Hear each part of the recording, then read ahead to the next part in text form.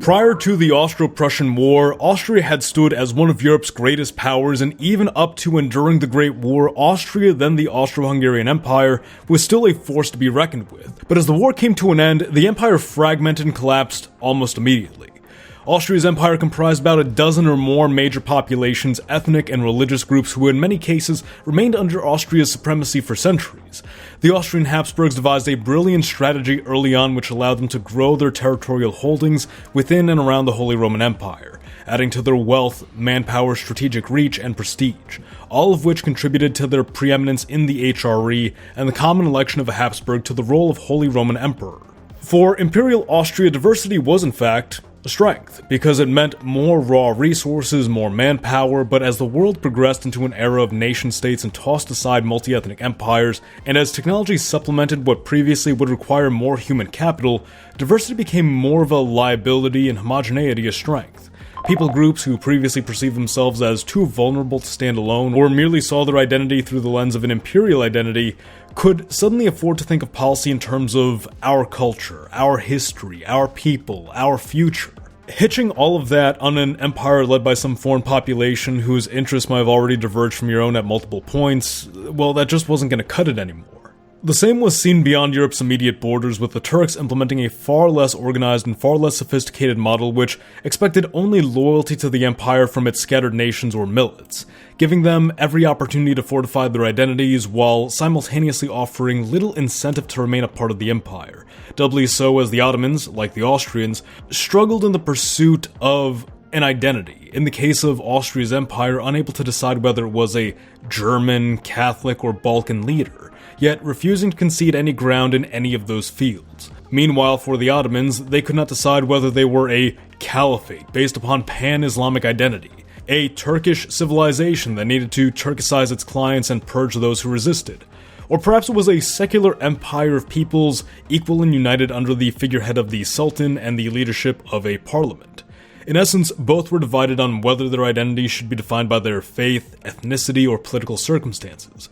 As nation-states, they could have all three, but as empires, not so much. This pattern has repeated across history to several empires, but the model multi-ethnic empire I want us to analyze today is Austria. How it formed, how it worked, what went wrong, and might it be a warning for similar empires today, torn by ethnic, religious, cultural, and political divides? Okay, we all know I'm talking about the US here, but it's not the only modern case worth analyzing either. Hello audience, Mr. Z here with another video for you. If you're new to the channel, welcome. We have videos like this on history and politics every week, so if you enjoy that sort of thing, remember to subscribe and stay tuned. To fully understand the circumstances that led to Austria's collapse, we will need to go into just a little bit of historical background, so I'll give you about 30 seconds to 1 minute of historical reference before we get into the deeper subject of this video. The fact that the Austrian and Ottoman empires followed such similar paths and met such similar fates is fitting given just how intertwined they had become. While the history of Austria began with the rise of the Hapsburgs, the emergence of Austria as a multi-ethnic empire beyond just a mere duchy of the Holy Roman Empire wouldn't fully manifest until the 1500s, when the expansion of the Ottomans and the death of the Hungarian king in battle led Austria to acquire Hungarian, Croatian, and Bohemian lands, introducing into the Archduchy a large population of West Slavs, South Slavs, and Magyars. Ironically, things could have taken a very different turn a century prior when the Hungarians captured Vienna and very nearly dislodged the Habsburgs from their place of importance in the Holy Roman Empire. But the Hungarian king of Croatia and Bohemia suddenly died of a stroke and allowed the Austrians to rebound. But what if things were different? Nah, I'm just kidding. There is some great alternate history content worth checking out on our partner channel US of Z though, so hey, give it a look if you haven't already.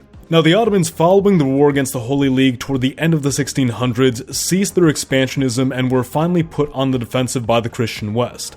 Gradually, across the late 1500s and 1600s, land was retaken and secured from the Ottomans, restoring Hungarian and Croatian lands while fortifying Habsburg authority within these realms. Austria became an effective protector of Croatian and Hungarian populations from the Ottoman scourge, and now began eyeing additional influence across the rest of the Balkans. Intermarriage was of course the historic Habsburg strategy to weave their way into the royal families of Europe's kingdoms and gradually pull new lands toward them in a personal union where a leading Habsburg simultaneously acts as a monarch for multiple states. This was effectively the model seen in the early Austrian Empire. Bohemia and Hungary were technically independent kingdoms, while Croatia was the territory of the Hungarian kingdom, but both were ruled and shaped by the same monarch reigning in Austria, Bohemia more so. Hungary was always the outlier in the history of the Austrian Empire, and it becomes very frustrating at times how much the divergence and stubbornness of this region impacted the whole of the empire. I'll put it this way, if Austria was the Union, Hungary was very much the South and the Confederacy. I'll get to more of that later in the video, you'll see what I mean. Outside of a shared ruler and of course the common defense provided by Austria against the Ottomans and the French, who had become an ally of the Ottomans, common Catholic faith acted as a grand unifier for the empire, and the symbolic importance of the Hapsburgs retaining the title of Holy Roman Emperor contributed to their legitimacy in the eyes of the Bohemian, Croatian, and Hungarian Catholics. The Slavic Bohemians, prior to their introduction to the Habsburg Empire, but during their time as part of the Holy Roman Empire, would see the supplanting of Catholicism by the Hussites, who would become a majority, and this schism would be further inflamed by the Reformation.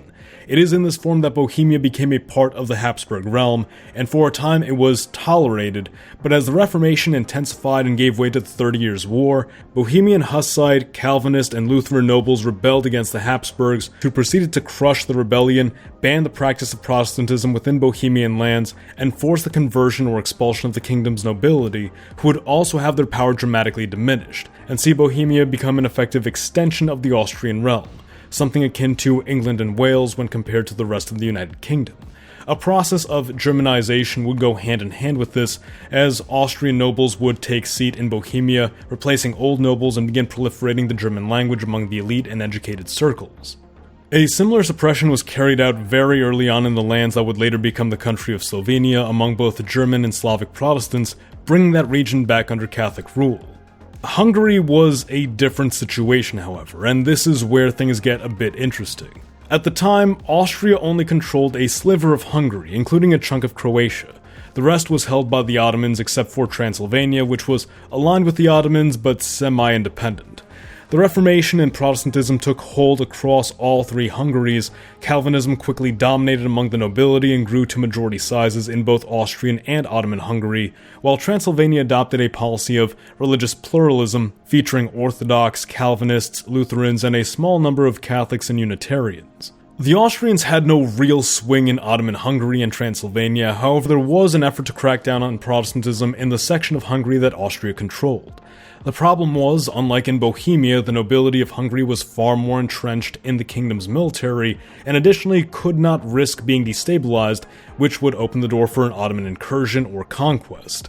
Thus, Hungary for the time became a hotbed of Protestantism, which, when paired with its particularly large population and centuries-old uncodified constitution, further alienated it from the Austrian core and gave it a strong independent streak. However, there was a key holdout, and that was the Hungarian territory of Croatia, where Protestantism never really took hold and in fact saw Catholicism and relations with Austria deepen as Austrian support became integral for Croatian survival against the threat of Islamic incursions. By the time the empire expanded to include Galicia and the Polish-Ruthenian populations that came with it, Austria had greater means of projecting its influence and set about Germanization, but placed a greater emphasis on pitting Polish Catholics and Byzantine Rite Ruthenian Catholics against each other to keep the region subservient. The nobility was kept intact, but effectively sidelined. A process of centralization and standardization was undertaken first under Maria Theresa and continued up until the 1790s. This meant standardization of bureaucracy, institution of German as the empire-wide administrative language, centralization of military command, efforts at uniform taxation across the empire, and an effort to create a single standard legal code. The Napoleonic Wars and the dissolving of the HRE would pave the way for the formal creation of a full-on Austrian empire, but naturally the trauma of the wars left Austria paranoid. In the aftermath of the Napoleonic Wars, it began adopting a policy of attempting to identify and snuff out dissent before it could grow into something bigger. This was a period of censorship and surveillance, fearing the rise of liberalism and nationalism not just within Austria but across Europe, but at the same time, on the other side of that coin of paranoia, the Austrians were also far too cautious in not wanting to rock the boat, adopting an almost laissez-faire policy in how they governed the regions of the empire, while quietly suppressing anything that seemed like it would be a threat. And it might be said that this caused a stagnation that allowed serious issues to bubble under the surface while nothing was done to address their root motivations. This ignoring of problems would ultimately come to a head in 1848 when mass uprisings and nationalist movements erupted across Austria and Europe, most notably within Hungary. The new Emperor Franz Joseph seized upon the chaos as an opportunity to crush what had become the most rebellious and resistant region of the empire. The Hungarians in 1848 had launched a massive revolution, sometimes referred to as the Hungarian War of Independence. The revolution was opposed by just about every minority population, as they feared the extremism of Hungarian rule, desiring to continue within the Austrian Empire, albeit with greater autonomy, creating a messy situation for the Hungarians. However, Austria would shoot itself in the foot by promising great autonomy to each of these populations, and later failing to deliver, only bolstering pre-existing national sentiments in the decades that would follow. Austria would ultimately intervene, allowing Franz Joseph to place Hungary under martial law. Hungary would become subject to a major campaign of Germanization. The Hungarian language was suppressed in favor of German. Hungarian officials were effectively purged and replaced with Austrians. Education was fully under Austrian control. Austrian settlement in Hungary would increase. Protestant institutions were closely surveilled, and Catholicism was reinforced. Despite some modern accounts, many of which are written by Hungarians, the Germanization and suppression process had actually been on a path toward success.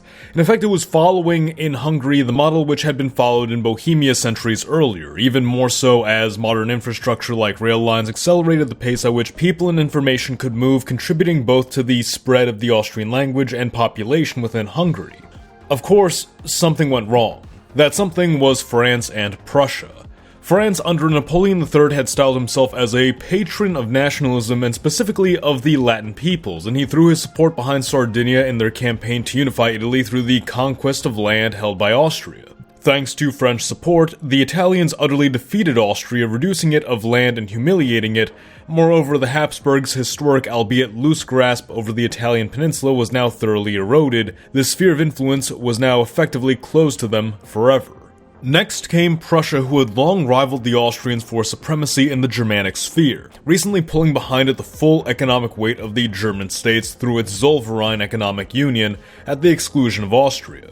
Prussia, utilizing a dispute over Schleswig-Holstein as a pretense, opened war against Austria with the assistance of Italy. The Austrians were once again humiliated and, like with Italy, permanently excluded from another sphere of influence. The Austrians were forced to contend with a difficult reality. They had two neighbors who they could not beat on their own. They had a whole rebellious section of their empire under martial law. Moreover, the country was deeply in debt with no viable way to pay it off, and their one ally of Russia they had abandoned during the Crimean War, leaving the Austrians broke, alone, and vulnerable. They could not afford to also be unstable. So, instead of continuing to assimilate Hungary at risk of another rebellion, they settled for a compromise, the creation of a dual monarchy, two equal entities within one empire led by the same emperor. And this is where all of Austria's mistakes finally began catching up with them. Hungarian society at this point must be understood. It was predominantly agrarian, still dominated by a rural landowning elite who saw themselves as defenders of Hungary's historic constitutional sovereignty. The suppression of the Hungarian Revolution crippled the Hungarians initially, but in subsequent years following the end of martial law, they only grew more emboldened and steadfast in their identity, even beginning a Magyarization process of their minority populations to reassert dominance, as the Hungarians only constituted about 50% of the population within their own lands. The greater influence of the Hungarians led them to veto and restrict Austrian efforts to strengthen the empire and commit to geopolitical plays, whether supporting France against Prussia in the Franco-Prussian War, acquiring colonies during the Berlin Conference, formalizing and reforming the military, projecting influence into the Balkans, and of course, establishing additional crowns by fully reforming the empire's structure. Every single opportunity thrown in the gutter by the Hungarians because they didn't want to raise taxes, they didn't want the Austrians getting stronger, they didn't want their own power being watered down. It's all so tiresome. Other minority groups within the empire grew envious of Hungary and sought their own crowns within the empire. This would have effectively balanced imperial powers and prevented the disproportionate sway Hungary had with blanket vetoes. This was unacceptable to the Hungarians because of the simple fact that, say, a Slavic crown, or even two Slavic crowns represented by Croatia and Bohemia, would have represented some 50% of the total population, more than double Hungary's own, and the Hungarians were absolutely unwilling to see themselves sidelined. It's for the same reason Hungary resisted potential land expansions into the Balkans, refusing to add more Slavs to the empire and water down their own share of the population. By the time World War I ended, the empire had endured a second period of stagnation, largely on account of Hungary, and just as before, ethnic tensions exploded into independence movements, but this time there was no way to stop them. Efforts to finally reform and restructure the empire came too late, and the empire was gone. Let us now ask, what went wrong? First, you had internal agents working toward the weakening, decentralizing, or outright breaking of the Union for their own benefit, namely the Hungarians. There was never going to be lasting peace and stability unless the Hungarians were either ousted from the empire, broken like the Bohemians, or forced to play on equal footing with the other populations of the empire. Certainly, there were other parts of the empire that were less assimilated, but none ever put up the same continuous resistance that Hungary had. You also had external agents, which, when you're a powerful country with something others want, is just an inevitability. However, Austria is attempting to hold influence in Latin Europe, Germanic Europe, and Balkan Europe earned it more enemies than it needed. France, Prussia, Serbia, and Russia, and also left it overextended to a point that its position became weak in all three realms. This overextension is yet another factor which is very much Austria's fault. It wanted to have it all and refused to accept the reality that it had to choose a future for itself. The Latin path was effectively closed by the time of the Napoleonic Wars, so Austria shouldn't have even bothered trying to have claims in Italy. If anything, it should have propped up its own proxy to compete with France and Sardinia and thus exert indirect control over the peninsula, rather than attempting to govern it directly. The Austrians had influence in Lombardy, Venetia, the Papal States, and the two Sicilies. Not taking advantage of that is just pitiful.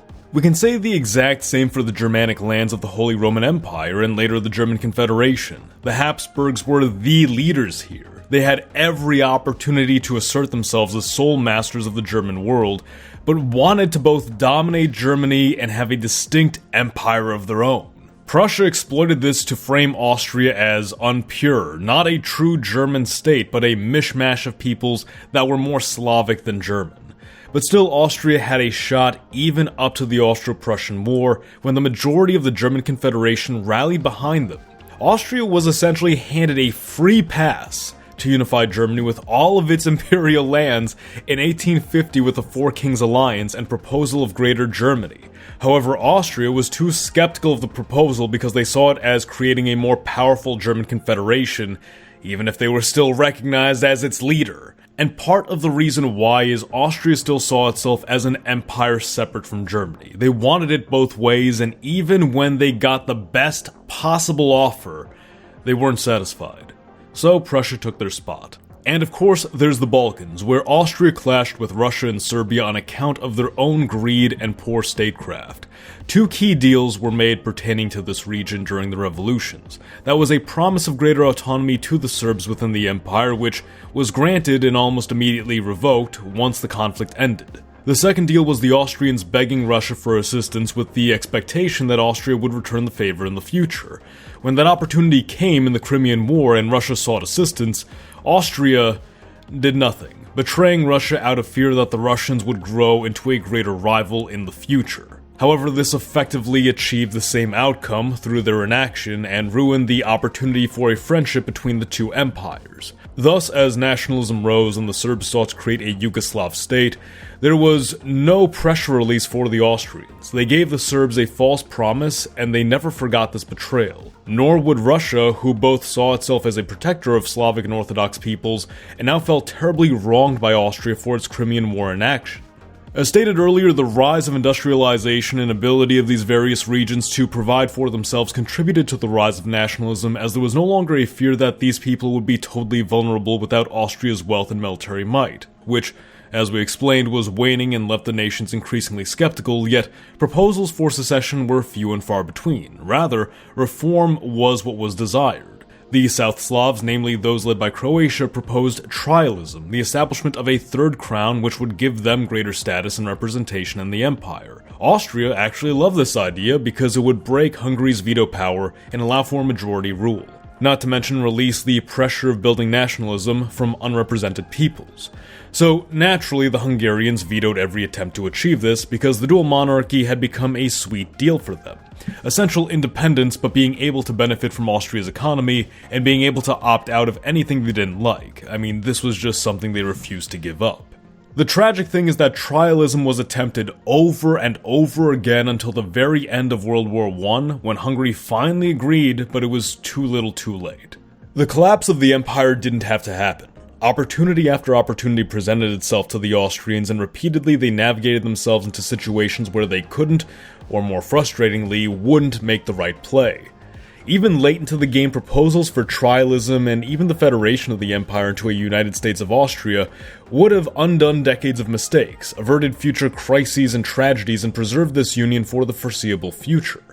Proposed federation of the empire can arguably be traced back to the early to mid-1800s, with, ironically, some Hungarian nobles proposing the idea, albeit this would have been a model which federated Austria's portion of the empire while preserving Hungary's minority claims. Even revolutionary leader Lajos Kossuth, after his exile, conceived of a Danubian confederation. Of course, came the emergence of trialism as the Croats attempted to carve out representation for the South Slavs divided between Austria and Hungary, and by the early 1900s, Orel Popovici had created his concept of the United States of Austria, which gained the support of Archduke Franz Ferdinand, but of course we all know what went wrong there. Emperor Karl was the last to propose a solution, a five-kingdom model, and of course that failed to manifest as the war-ravaged country was falling apart. Austria had a slew of populations who had grown accustomed to a degree of local autonomy on account of the empire's decentralized nature, but never had true representation at the federal level.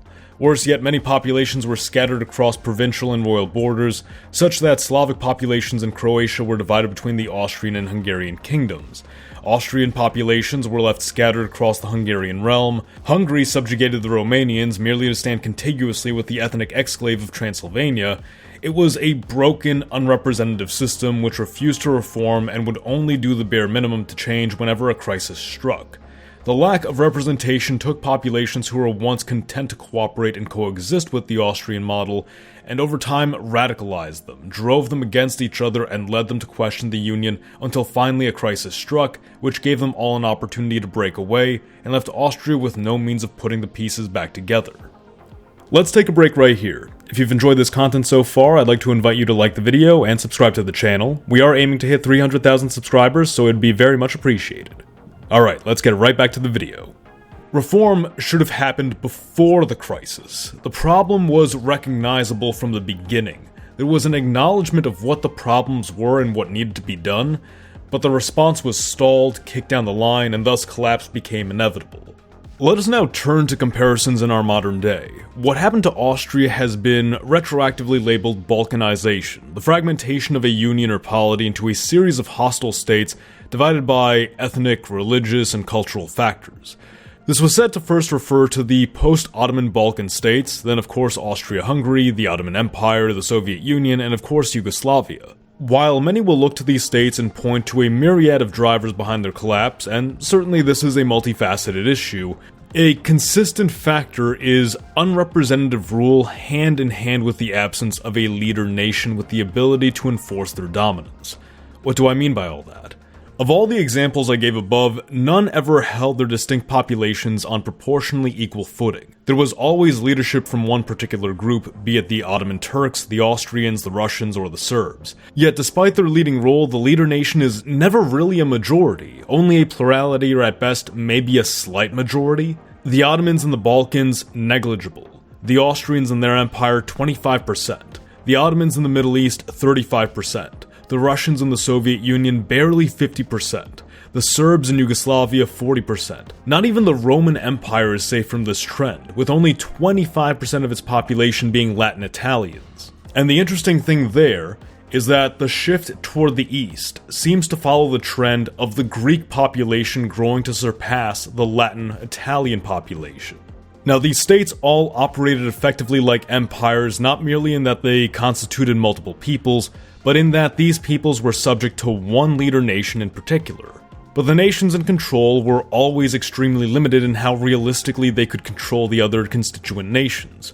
If every nation in the Austrian Empire rebelled at once, how was that 25% supposed to rein in the other 75? Compliance from at least a fragment of each population was essential, and maintaining that took compromises or something to offer. Stability, wealth, security.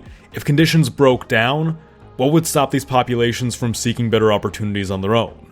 The solution then takes two forms. Either you provide all major populations due representation based on their population, giving them a pressure release for their concerns and rallying the other nations together should one or more break away. Or alternatively, you reassert the dominance of the leader nation. Naturally, that did not occur in any of the examples we gave, at least not initially and not intentionally. The Ottomans collapsed and left only a Turkish nation-state. The Austrians collapsed and left only an Austrian nation-state. Yugoslavia collapsed and left only a Serbian nation-state. But Russia is not a nation-state. Yes, it shed a great deal of territory, but Russia is still an empire of peoples. It is a federation led by the Russian people at some 70% of the total population. And what it did is it essentially adopted both solutions.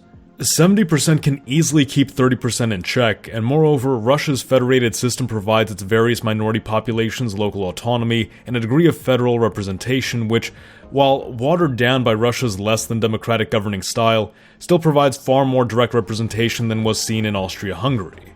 An example in which only domination is at play would be China. China is an empire of nations, but evidently the Han majority reigns supreme with 90% of the total population, something which allows it to forego federation entirely and act as a unitary state. Despite that, China has 5 autonomous regions representing areas of lower Han settlement where minority groups hold a larger stake of the population, but not necessarily majorities or even pluralities.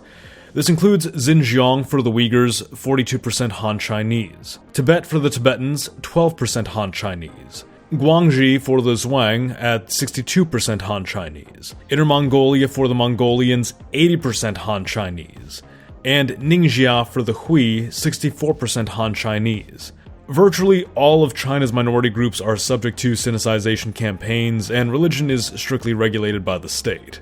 This similar strategy has been implemented across Chinese history to gradually assimilate more and more populations into the broader Han identity, which is not as monolithic as it may appear, actually being a bit of a composite of several historic populations assimilated into a single identity, somewhat comparable to the German populations but on a much larger scale. It almost pushes the boundary of what a single nation is, but it's still close enough to be defined as one thing. The largest divide within China is actually based on language, with only some 70% of the population speaking Mandarin, and the other so-called dialects, which are actually languages, contributing to mild regionalist identities. Something like the EU also works because it hones in on the representation solution. Every EU member is represented in a loose confederation where the states have primacy and in its present state is fully voluntary with no obligation to remain a part of the Union. If the EU were to federate, we could expect resistance from segments of the EU, namely those most recently introduced, but there would be a reliable core committed to its continuation because of its foundational purpose: to prevent war between the states of Western Europe, to establish a united front against a hostile Russia, and to foster economic growth between the states. Diverse as Europe may be, and as turbulent as its history has been, the goal of averting war between themselves is a massive unifier with tremendous staying power, and it has opened the door to the economic interdependence which has only brought these states closer together. But then there's the United States. Now, on the surface, we may look at the US and think, of course it's meeting the previously described criteria. There's a shared culture across the country, and it's a democratic representative federation, right? Wrong and wrong. First, let's discuss the domination angle, and I like to point folks toward this graphic. As we can see here, the United States is the most diverse country of its size in the world, with its largest ethnicity between 60 and 30% based on how we classify. Because of course, white is not an ethnicity, it is a broad term for a lot of different populations. The native language of the United States, English, is used by only 70% of the population, and its largest religion, Christianity, stands at 65%. But much like the categorization of white, Christian is a bit of a generalization. Because of course there's Orthodox, there's Catholics, and there's Protestants. Protestants are the largest branch of Christianity in the United States at 35%. But then here too is another problem, because Protestantism is also highly divided. It's not one singular thing. In which case the largest denomination of Protestantism would be the Baptists, at about 10% of the population. If we were to treat Catholicism as one single denomination, which it is a lot more unified than Protestantism, then the largest single denomination in the United States would be around 20% of the population. America has a whopping diversity score of 13, surpassing India's score of 9. These numbers make America's largest ethno-religious group, the Protestants of British descent, look a lot like the Austrians. Yes, your language may be the administrative language and widespread across the empire, but with these numbers, you can't really assert yourself in any meaningful way. And this is even if we look at the population with this broad of a lens. The politically actionable population is probably a lot smaller than 35%. That denomination of 10% is a lot more representative of a single, well-defined culture than the broad category of Protestant, because, again, Protestantism is tremendously diverse all on its own.